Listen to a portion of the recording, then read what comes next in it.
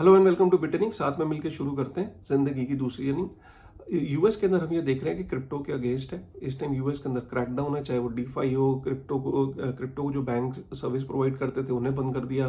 Crypto exchanges को notice issue किए हुए हैं। सिक्योरिटीज एक्सचेंज कमीशन पीछे पड़ा हुआ है, सीएफटीसी पीछे पड़ा हुआ है, डीफाई के ऊपर नेगेटिव रिपोर्ट्स आ रही हैं। पूरा का पूरा क्रैकडाउन एक तरफ से यूएस के अगेंस्ट। और ये क्रैकडाउन चाइना में 2021 में हो चुका है, जहाँ पे ट्रांजेक्शन्स बैंकिंग प्रणाली जो है वो क्रिप्टो ट्रांजेक्शन्स को फैसिलिटेट नहीं करती। क्रिप्टो ट्रांजेक्शन्स नहीं हो सकती चाइना के अंदर, और आप वहाँ पे माइनिंग भी अलाउड नहीं है। तो ऑलरेडी 2021 में चाइना में क्रैकडाउन हुआ था।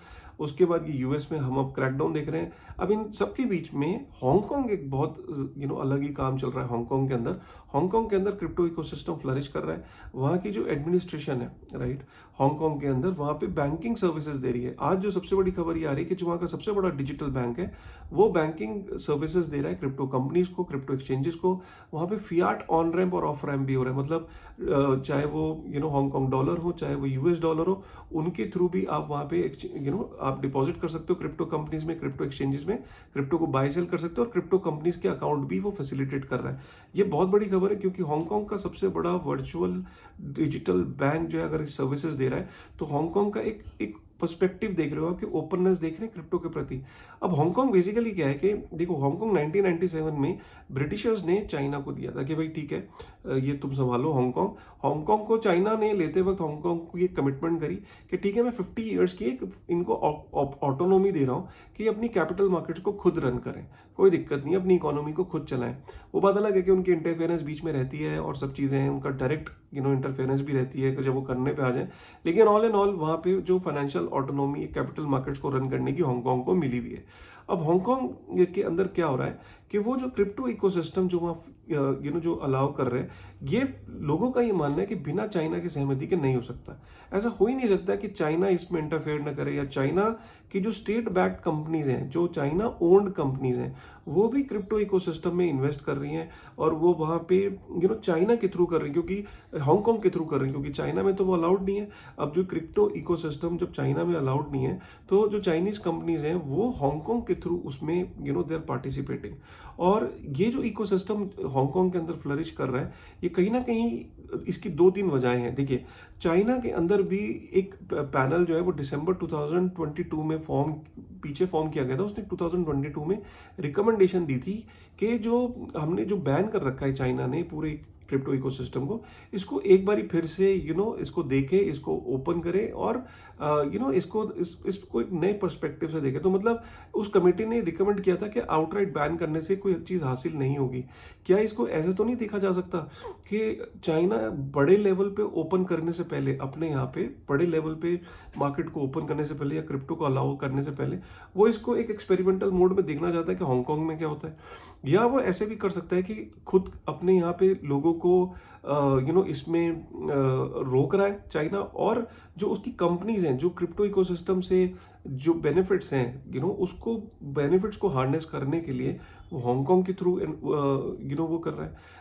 इंटरेस्टिंग टाइम है। लेकिन देखने वाली बात यहाँ पे ये 100% श्योर है कि अभी जैसे सीजी ने ट्वीट किया, सीजी ट्वीट करके बोल रहा है कि अगर हांगकांग इस तरीके से क्रिप्टो इकोसिस्टम को अलाउ कर रहा है, वहाँ के बैंक्स अगर अलाउ कर रहे हैं, तो ये बहुत बड़ी खबर है, क्योंकि जितना कैपिटल है जो क्रिप्टो का, वो सारा का सारा शिफ्ट हो जाएगा हांगकांग में।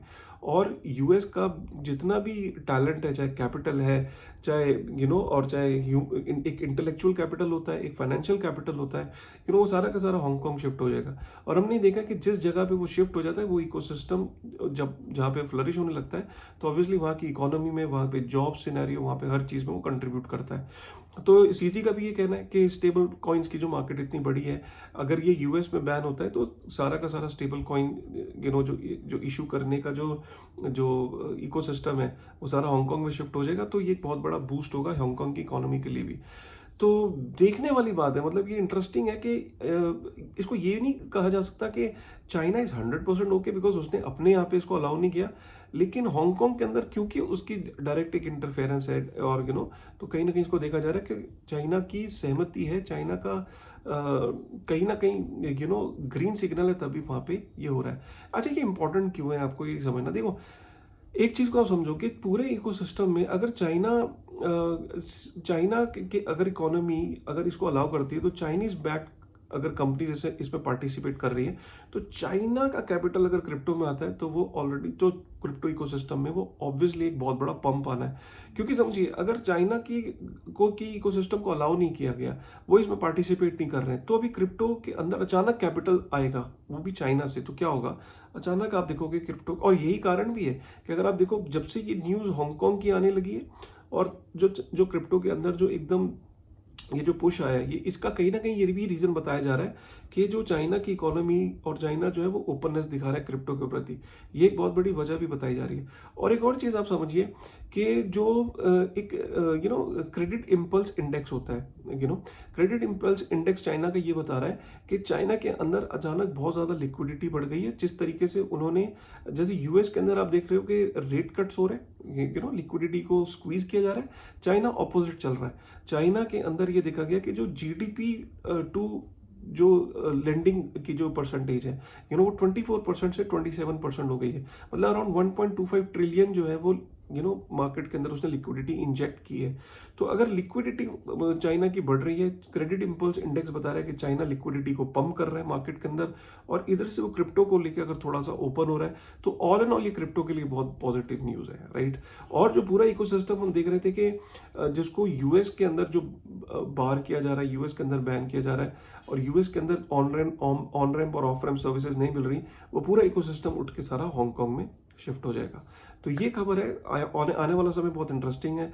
क्या चाइना इसको अपने यहाँ पे ओपन करता है? अगर करता है तो ये बहुत बड़ी न्यूज़ होगी। देखिए, एक चीज़ को हमेशा समझिए, ये प्रिजनर डायलेमा करके कॉन्सेप्ट होता है। प्रिजनर डायलेमा में मैं सेपरेट एक वीडियो बना दूंगा, लेकिन उसका कॉन्सेप्ट यही होता है कि टेक्नोलॉजी को जब एक कंट्री कहीं पे उसको स्क्वीज करने की, बंद करने की कोशिश करती है, तो वो दूसरी नेशन में शिफ्ट हो जाती है। और हमने ये देखा कि रशिया माइनिंग का फायदा उठा रहा है। रशिया इस टाइम दुनिया का सबसे बड़ा बिटकॉइन का माइनर हो चुका है, ऑन रिकॉर्ड। तो कहीं ना कहीं अगर US is getting hostile, China got hostile toward mining, Russia came up.